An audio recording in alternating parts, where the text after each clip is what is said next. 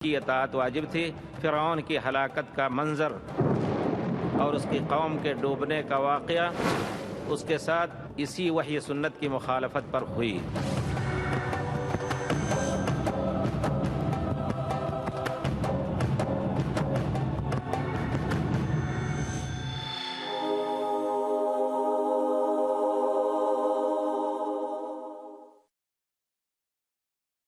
اللہ تعالیٰ کئی آیتوں میں فرماتے ہیں من یطع الرسول فقد اطاع اللہ، جو شخص رسول کی اطاعت کرتا ہے تو اللہ کی اطاعت کرتا ہے۔ طاعت رسول کو یہاں مطلق کہا گیا، یہ نہیں کہا گیا کہ قرآن کے احکام میں صرف۔ اسی طرح اور آیتوں میں انما کان قول المؤمنین اذا دعوا الی اللہ ورسولہ لیحکم بینہم ان یقولوا سمعنا واطعنا، یعنی مومنوں کا یہ شیوہ ہے کہ جب اللہ اور رسول کی طرف بلائے جائیں تاکہ اللہ اور رسول فیصلہ کریں تو ان کا شیوہ یہ ہے گردن جھکا دیں اور کہیں سمعنا واطعنا، اور اس پر اللہ نے خوشخبری دی وَأُولَئِكَ هُمُ الْمُفْلِحُونَ، یہی لوگ فلاح پانے والے ہیں۔ قد افلح المؤمنون، یہی لوگ مومن ہیں اور یہی لوگ فلاح پانے والے ہیں۔ پھر اللہ تعالیٰ اسی آیت میں فرماتے ہیں وَمَن يُطِعِ اللَّهَ وَرَسُولَهُ، تاکید دیکھیے وَمَن يُطِعِ اللَّهَ وَرَسُولَهُ وَيَخْشَ اللَّهَ وَيَتَّقِهِ فَأُولَئِكَ هُمُ الْفَائِزُونَ، جو اللہ رسول کی اطاعت کرتے ہیں اور اللہ سے ڈرتے ہیں تو وہی لوگ کامیاب ہیں۔ وَأَقْسَمُوا بِاللَّهِ جَهْدَ أَيْمَانِهِمْ لَئِنْ أَمَرْتَهُمْ لَيَخْرُجُنَّ، یہ منافقین قسم کھاتے ہیں بڑی محنت سے، جہد ایمانہم، اگر آپ حکم دے تو ہم آپ کے ساتھ نکلیں گے۔ قُلْ لَا تُقْسِمُوا طاعَةٌ مَعْرُوفَةٌ، قسم کھا کر کے دھوکہ نہ دو۔ طاعت واضح ہے، جو کہتے ہیں کہ ایمان دل میں ہونا چاہیے، نہیں، اس کے آثار اعمال سے ظاہر ہوتی، یہ معنی ہے طاعت معروفہ۔ ان اللہ خبیر بما تعملون، تمہاری ایک ایک نیت اور ایک ایک حرکت کو اللہ تعالیٰ جانتے ہیں۔ پھر اس کے بعد آیت جو آئی قل اطیعوا اللہ واطیعوا الرسول، ایک ہی آیت میں اللہ تعالیٰ نے کئی مرتبہ اطاعت رسول کا حکم دیا اپنی اطاعت کے ساتھ۔ کہہ دیجئے اللہ کے رسول، اللہ کی اطاعت کرو اور رسول کی اطاعت کرو۔ فَإِن تَوَلَّوْا فَإِنَّمَا عَلَيْهِ مَا حُمِّلَ وَعَلَيْكُمْ مَا حُمِّلْتُمْ وَإِن تُطِيعُوهُ تَهْتَدُوا، اگر وہ اس سے اعراض کریں گے تو ہر ایک کو آپ کے اوپر اور ان کے اوپر جو کچھ ہے وہ ذمہ داری اللہ تعالیٰ دیکھیں گے اور اس کا بدلہ دیں گے۔ پھر آتا ہے وَإِن تُطِيعُوهُ تَهْتَدُوا، اگر پیارے رسول کی اطاعت کرو گے تُطِيعُوهُ، یہاں اللہ تعالیٰ نے گویا انفرادی طور پر پیارے رسول کی اطاعت کا ذکر کیا، پہلے تو مَن يُطِيعِ اللَّهَ وَرَسُولَهُ کہا، یہاں پھر کہا وَمَن تُطِيعُوهُ، یہاں قرآن میں جو احکام ان کی اطاعت اور حدیث میں مطلق اطاعت کا حکم ہے۔ وَإِن تُطِيعُوهُ تَهْتَدُوا، اگر اطاعت کرو گے رسول اکرم کی تو تم ضرور ہدایت یاب ہوگے۔ وَمَا عَلَى الرَّسُولِ إِلَّا الْبَلَاغُ الْمُبِينُ، پیارے رسول کے اوپر فرض ہے کہ پہنچا دیں۔ لَسْتَ عَلَيْهِمْ بِمُسَيْطِرٍ، ان کو ہم نے داروغہ بنا کر کے نہیں بھیجا ہے، کیونکہ یہ دین زبردستی کا نہیں ہے کسی کے لیے۔ لا اکراہ فی الدین، ہمیں سمجھا دینا ہے اللہ کے رسول کی طرف سے، اللہ کے رسول کا کام ہے پہنچا دیں، کوئی ایمان لائے نہ لائے۔ اسی طرح ایک ہی آیت کے فاصلے کے بعد اسی سورۃ نور میں اللہ تعالیٰ فرماتے ہیں وَأَقِیمُوا الصَّلَاةَ وَآتُوا الزَّکَاةَ وَأَطِیعُوا الرَّسُولَ، دیکھیے صرف رسول کی اطاعت کی تاکید فرمائی اللہ تعالیٰ نے۔ اقیموا الصلاۃ وآتوا الزکاۃ، اللہ کی صلاۃ کو قائم کرو اور زکوٰۃ کو ادا کرو اور رسول کی اطاعت کرو لعلکم ترحمون، اس سے امید ہے کہ اللہ تعالیٰ تمہارے اوپر رحم کریں۔ دیکھیے کس تاکید کے ساتھ اللہ تعالیٰ نے پھر رسول کی اطاعت کا حکم دیا ہے۔ اسی طرح اور دوسری آیتوں میں تلک حدود اللہ، اللہ تعالیٰ احکام بیان کر کے کہتے ہیں یہ ہمارے حدود ہیں، ہمارے احکام ہیں۔ وَمَن يُطِعِ اللَّهَ وَرَسُولَهُ يُدْخِلْهُ جَنَّاتٍ تَجْرِي مِن تَحْتِهَا الْأَنْهَارُ خَالِدِينَ فِيهَا وَذَلِكَ الْفَوْزُ الْعَظِيمُ، جو شخص اللہ اور رسول کی اطاعت کرے گا اللہ تعالیٰ ان کو اپنی جنتوں میں داخل کریں گے اور یہ بہت بڑی کامیابی ہے۔ اسی طرح تکمیل آیت وَمَن يَعْصِ اللَّهَ وَرَسُولَهُ وَيَتَعَدَّ حُدُودَهُ يُدْخِلْهُ نَارًا، اللہ اکبر، جو اللہ رسول کا عصیان کرے گا، نافرمانی کرے گا، اللہ تعالیٰ اس کو اپنی جہنم میں داخل کریں گے۔ مَن يُطِعِ الرَّسُولَ فَقَدْ أَطَاعَ اللَّهَ، اس کے بعد پھر اور بہت سی آیتوں میں بہرحال اس طرح کا حکم دیا گیا ہے۔ آپ آیتیں اطاعت کی جمع کریں، پڑھیں کتابیں، انشاءاللہ اس سے جیسا کہ اللہ تعالیٰ فرماتے ہیں وَإِذَا تُلِيَتْ عَلَيْهِمْ آيَاتُهُ زَادَتْهُمْ إِيمَانًا، ایمان کی مضبوطی، ایمان کی زیادتی کے سبب بنیں گے۔ اللہ تعالیٰ نے مومنین کے اوصاف حمیدہ کا ذکر کرتے ہوئے فرمایا ہے وَالْمُؤْمِنُونَ وَالْمُؤْمِنَاتُ بَعْضُهُمْ أَوْلِيَاءُ بَعْضٍ، مومن مرد مومن عورتیں آپس میں ایک دوسرے کے دوست ہوتے ہیں، دوسرے سے محبت کرنے والے۔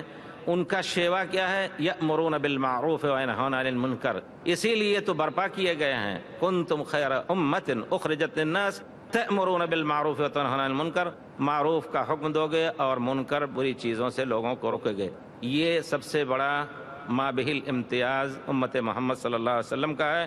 ویقیمون الصلاۃ، اور ان کے اوصاف حمیدہ اور خصال نظیفہ میں یہ بھی ہے کہ صلاۃ کو قائم کرتے ہیں۔ اللہ تعالیٰ بہت ہی غالب اور حکمت والے ہیں۔ جیسا کہ میں نے پہلے آپ کے سامنے یہ بات کہی، قرآن و حدیث کی روشنی میں، اور قرآن و حدیث کی بات غلط نہیں ہو سکتی ہے کہ ہر قوم کے اوپر اپنے نبی کی اطاعت فرض تھی، چاہے وہ اللہ کی طرف سے وحی کتاب کی شکل میں ہو یا وحی سنت کی شکل میں ہو۔ اس کی مثال میں یہ دینا چاہتا ہوں کہ حضرت موسیٰ علیہ السلام کا ذکر کلام پاک میں اور ان کی قوم کا ذکر آیا ہے، اور اس کے ورے اللہ تعالیٰ نے امت محمد صلی اللہ علیہ وسلم کو نصیحت کی ہے۔ جیسے کہتے ہیں کہ عرفت الشر لا للشر لیکن لاتقیہ، برائی کو پہچاننا ضروری ہے، اس وجہ سے نہیں کوئی برائی کرے بلکہ اس سے بچنے کے لیے۔ اللہ تعالیٰ نے قصص اقوام جو ذکر فرمائے ہیں اس میں یہی ہے تاکہ لوگ بچیں۔ ان فی ذلک لعبرۃ لاولی الالباب، اس میں عقل والوں کے لیے نصیحتیں ہیں۔ تو اللہ تعالیٰ نے حضرت موسیٰ علیہ السلام کو مدین سے واپسی پر نبوت عطا فرمائی۔ میں یہ کرنا چاہتا ہوں کہ ایک قبطی کو آپ نے دوسرے اسرائیلی کے ساتھ الجھتے ہوئے دیکھ کر کے آپ نے قبطی کے اوپر ہاتھ اٹھایا، ایک گھونسا مارا، فوقذہ موسیٰ فقضى علیہ، گھونسا مارا تو اس کا کام تمام ہو گیا۔ اس کے بعد فخرج منہا خائفا یترقب، کسی نے آ کر کے خبر دی ان الملأ یأتمرون بک، لوگ آپ کے خلاف سازش کر رہے ہیں، ڈھونڈ رہے ہیں، فخرج منہا، یہاں سے نکل جائے، میں آپ کے لیے خیر خواہ ہوں۔ بھاگے بیچارے، فخرج منہا خائفا یترقب، ڈرتے ہوئے کہ کہیں دشمن پکڑ نہ لیں۔ گئے، اللہ تعالیٰ کی مہربانی سے ایک کنویں پہ پہنچے، وہاں کچھ کمزور لڑکیوں کو پانی پلایا، پھر وہی خیر کا راستہ بنا۔ حقیقت یہ ہے کہ کسی بھی خیر کے کام سے آدمی کو خیر کا راستہ ملتا ہے، شر کے راستے سے شر کا راستہ ملے گا۔ انہوں نے دیکھا کچھ کمزور لڑکیاں تھیں، لوگ اپنے طاقت کی بنا پر اپنی ریوڑوں اور بکریوں کو زبردستی کنویں کا پانی پلا رہے ہیں، اور کنویں کا ڈھکنا بھی بہت ہی وزنی ہے، شاید یہ عورتیں نہ اٹھا سکیں۔ انہوں نے جا کر کے سب کچھ کر کے ان کو پانی پلایا، پھر وہ چلی گئیں سویرے۔ ان کے باپ نے پوچھا کہ کیسے تم لوگ سویرے آئیں؟ تو قصہ بیان کیا کہ ایک آدمی نے ہمارے ساتھ احسان کیا۔ انہی میں سے ایک لڑکی کو بھیجا ان کے باپ نے کہ جاؤ ان کو بلا کے لاؤ، آئے، لے گئے، اور اس کے بعد پھر ان سے شادی ہوئی، اور پھر وہاں کچھ دن گزارنے کے بعد شرط نکاح، مہر نکاح مکمل کر لینے کے بعد، جیسا کہ ہے کہ انی ارید ان انکحک احدی ابنتی ہاتین علی ان تأجرنی 8 حجج، 8 سال کی مزدوری کر کے آپ اس لڑکی کی مہر بنا سکتے ہیں، اور اس صورت میں آپ کے مہر میں یہ دی جاتی ہیں۔ گئے، وہاں سے نکلے، ان کی بیوی، ان کی اہلیہ حمل سے تھیں، راستے میں جا رہے تھے، اچانک آگ کی ضرورت پڑی۔ اللہ نے اپنی روشنی کسی درخت کے نیچے، درخت کی جڑ میں ظاہر فرمائی آگ کی شکل میں۔ حضرت موسیٰ علیہ السلام وہاں آگ لینے گئے، اور پھر اللہ تعالیٰ نے وہاں ان کو مخاطب کیا اور نبوت سے سرفراز ہوئے۔ پھر موسیٰ علیہ السلام کی طرف اللہ نے ان کے بھائی کو بھیجا، انہوں نے ایک طلب کی کہ اللہ تعالیٰ میرے بھائی کو بھی میرا مددگار بنا دے۔ اللہ تعالیٰ نے بھیجا اور کہا کہ فقولا لہ اذهبا الى فرعون فقولا لہ قولا لینا لعلہ یتذکر ویخشی، اچھی بات کہہ کر کے اس کو سمجھانا۔ بہرحال گئے، لیکن فرعون کی فرعونیت کہ اس نے اللہ کے دین کو ناقبول کر کے، اور پھر حضرت موسیٰ علیہ السلام اور ان کے اصحاب کے ساتھ بد اخلاقی اور تمام کچھ کر دینے کے لیے تیار ہوا، اس معنی میں کہ ان کو قتل کر دیں، ہلاک کر دیں۔ بہرحال اللہ تعالیٰ نے فرعون کو ہلاک کیا، لیکن فرعون کے ہلاک ہونے کے بعد آپ کو کتاب ملی۔ گویا میں یہ کہنا چاہتا ہوں، جس موضوع کو میں نے شروع کیا وہ یہ کہ ہر نبی کی امت پر یہ ضروری تھا کہ اپنے نبی کی وحی سنت پر جو کتاب کی شکل میں بھی نہ ہو ان کی اطاعت واجب تھی۔ فرعون کی ہلاکت کا منظر اور اس کی قوم کے ڈوبنے کا واقعہ اس کے ساتھ اسی وحی سنت کی مخالفت پر ہوئی۔ اس کے بعد اللہ تعالیٰ نے حضرت موسیٰ علیہ السلام کو توریت دیا، جیسا کہ اللہ تعالیٰ فرماتے ہیں وَلَقَدْ آتَيْنَا مُوسَى الْكِتَابَ مِن بَعْدِ مَا أَهْلَكْنَا الْقُرُونَ الْأُولَى بَصَائِرَ لِلنَّاسِ۔ ہم نے موسیٰ کو کتاب اس واقعے کے بعد دی کہ ہم نے فرعون اور ان سے پہلے جو لوگ آئے ان کو ہم نے ہلاک کر دیا، اور یہ کتاب ہم نے ہدایت اور رحمت کے لیے عطا کی۔ پھر موسیٰ علیہ السلام کی طرف اللہ نے ان کے بھائی کو بھیجا، انہیں طلب کی کہ اللہ تعالیٰ میرے بھائی کو بھی میرا مددگار بنا دے۔ اللہ تعالیٰ نے بھیجا اور کہا کہ فَقُولَا لَهُ اذْهَبَا إِلَىٰ فِرْعَوْنَ فَقُولَا لَهُ قَوْلًا لَيِّنًا لَعَلَّهُ يَتَذَكَّرُ وَيَخْشَىٰ۔ اچھی بات کہہ کر کے اس کو سمجھانا۔ بہرحال گئے، لیکن فرعون کی فرعونیت کہ اس نے اللہ کے دین کو ناقبول کر کے اور پھر حضرت موسیٰ علیہ السلام اور ان کے اصحاب کے ساتھ بد اخلاقی اور تمام کچھ کر دینے کے لیے تیار ہوا، اس معنی میں کہ ان کو قتل کر دیں، ہلاک کر دیں۔ بہرحال اللہ تعالیٰ نے فرعون کو ہلاک کیا، لیکن فرعون کے ہلاک ہونے کے بعد آپ کو کتاب ملی۔ گویا میں یہ کہنا چاہتا ہوں، جس موضوع کو میں نے شروع کیا وہ یہ کہ ہر نبی کی امت پر یہ ضروری تھا کہ اپنے نبی کی وحی سنت پر جو کتاب کی شکل میں بھی نہ ہو ان کی اطاعت واجب تھی۔ فرعون کی ہلاکت کا منظر اور اس کی قوم کے ڈوبنے کا واقعہ اس کے ساتھ اسی وحی سنت کی مخالفت پر ہوئی۔ اس کے بعد اللہ تعالیٰ نے حضرت موسیٰ علیہ السلام کو توریت دیا، جیسا کہ اللہ تعالیٰ فرماتے ہیں وَلَقَدْ آتَيْنَا مُوسَى الْكِتَابَ مِن بَعْدِ مَا أَهْلَكْنَا الْقُرُونَ الْأُولَى بَصَائِرَ لِلنَّاسِ۔ ہم نے موسیٰ کو کتاب اس واقعے کے بعد دی کہ ہم نے فرعون اور ان سے پہلے جو لوگ آئے ان کو ہم نے ہلاک کر دیا، اور یہ کتاب ہم نے ہدایت اور رحمت کے لیے عطا کی۔ خود نبی کریم صلی اللہ علیہ وسلم کی امت کو بھی حکم ہوا کہ ہر چیز میں خواہ وہ وحی کتاب وحی قرآن کی شکل میں ہو یا وحی سنت کی شکل میں ہو، کیونکہ آپ اپنی طرف سے دین کی کوئی بات نہیں بولیں گے۔ امت کو حکم دیا کہ وہ اپنے رسول کی اتباع کریں، اتباع واجب ہوئی، سنت ہوئی، فرض ہوئی ہر حالت میں۔ اسی وجہ سے رب العزت نے بہت سی آیتوں میں اپنی اطاعت کے ساتھ رسول اکرم صلی اللہ علیہ وسلم کی اطاعت کا واجبی حکم دیا۔ اللہ تعالیٰ فرماتے ہیں سورہ نساء میں من یطع الرسول فقد اطاع اللہ، جس نے رسول کی اطاعت کی اس نے اللہ کی اطاعت کی۔ بہت بڑا درجہ یہ ہے، رسول کی اطاعت اللہ کی اطاعت ہے۔ اللہ کی اطاعت کرنی ہے تو رسول کی اطاعت کرو، دونوں لازم ملزوم ہے، ایک دوسرے سے الگ نہیں ہو سکتے۔ جیسا کہ پیارے رسول نے فرمایا ہے کہ میں دو چیزیں تم میں چھوڑ کے جاتا ہوں، دونوں اس دنیا میں الگ نہیں ہو سکتے۔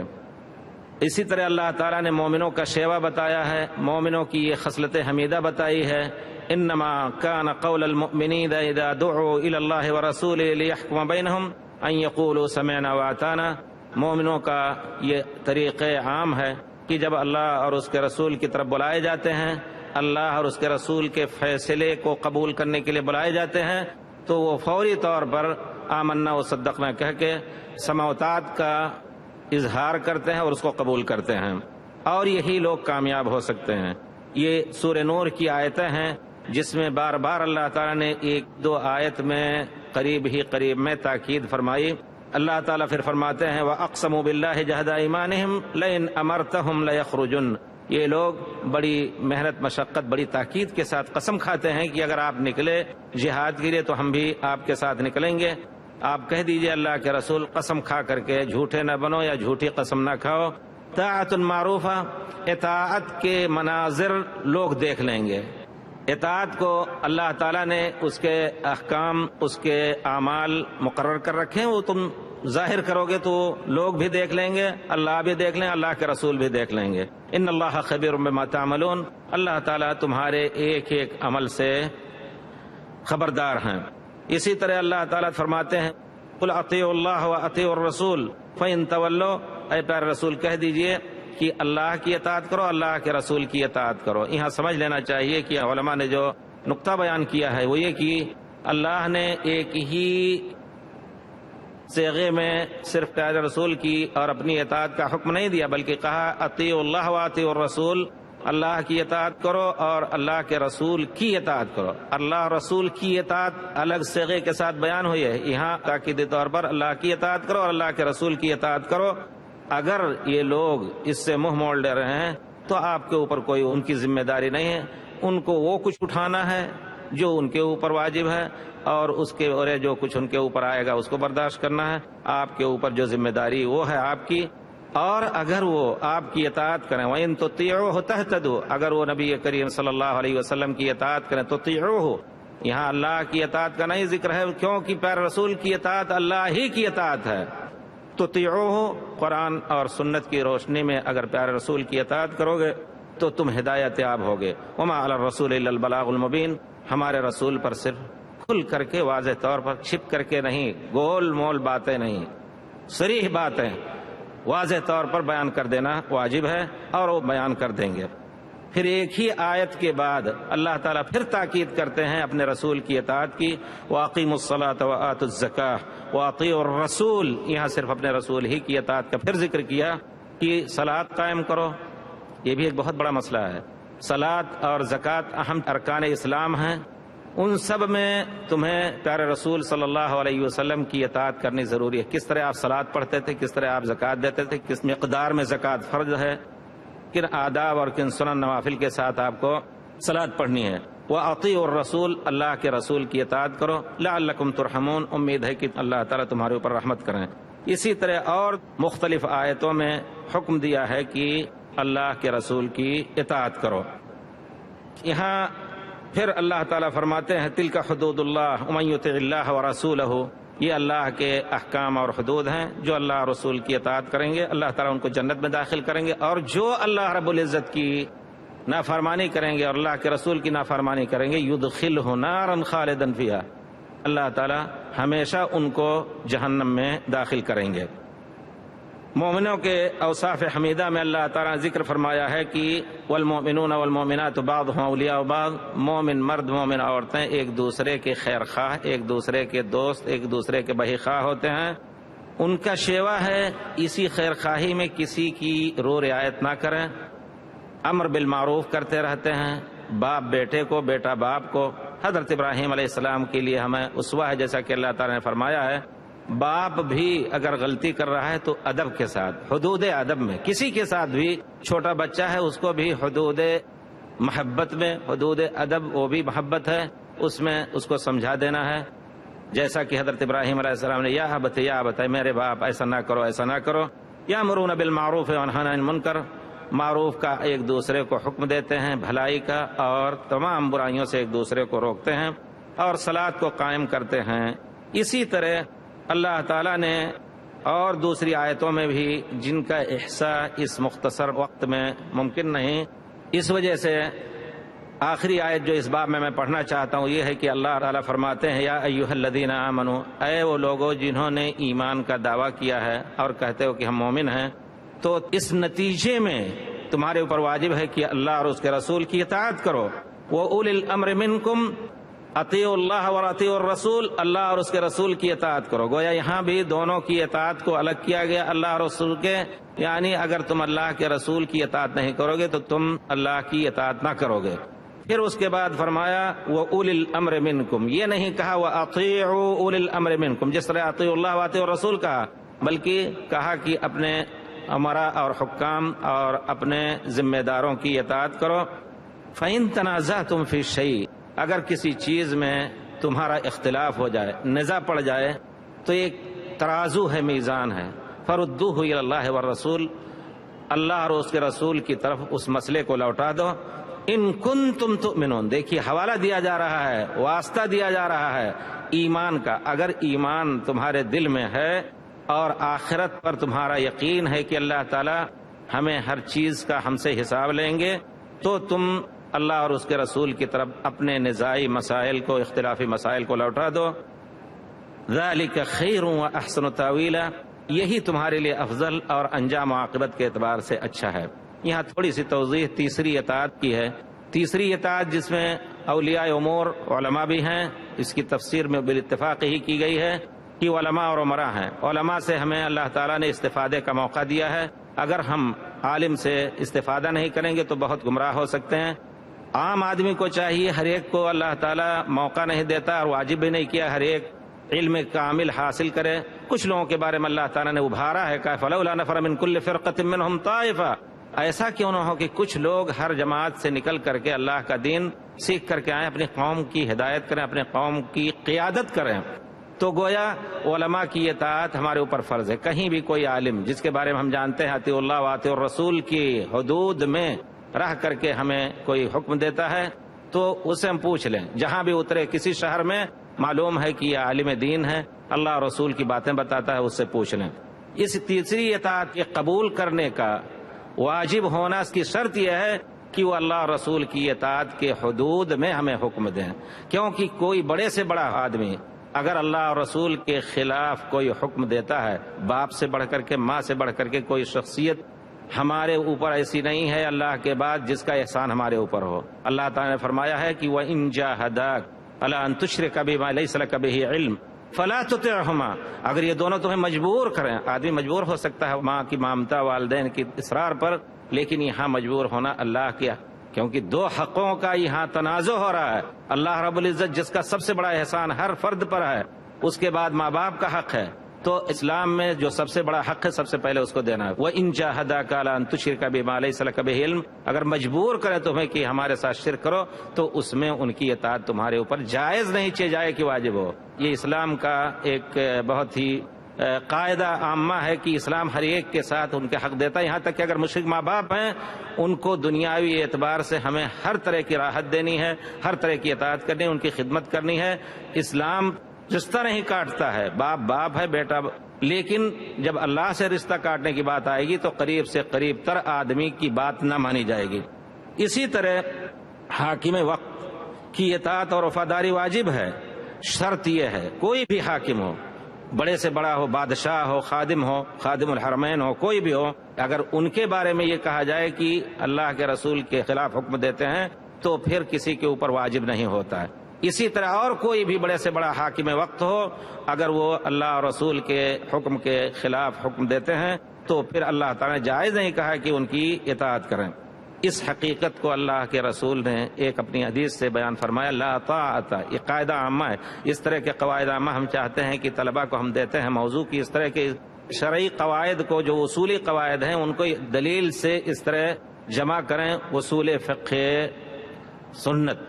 لا طاعت لمخلوق، قاعدہ عامہ ہے، کوئی طاعت واجب نہیں ہے کسی مخلوق کے لیے اللہ کی معصیت اور اللہ کی نافرمانی کر کے۔ تو کہنے کا مطلب یہ ہے کہ اللہ تعالیٰ نے اسی طرح اور بہت سی آیتوں میں اطیعوا اللہ واطیعوا الرسول، سورہ انفال میں، اسی طرح سورہ نور میں، سورہ محمد میں اللہ تعالیٰ نے اپنے بندوں کو حکم دیا کہ اللہ اور اس کے رسول کی اطاعت کرو۔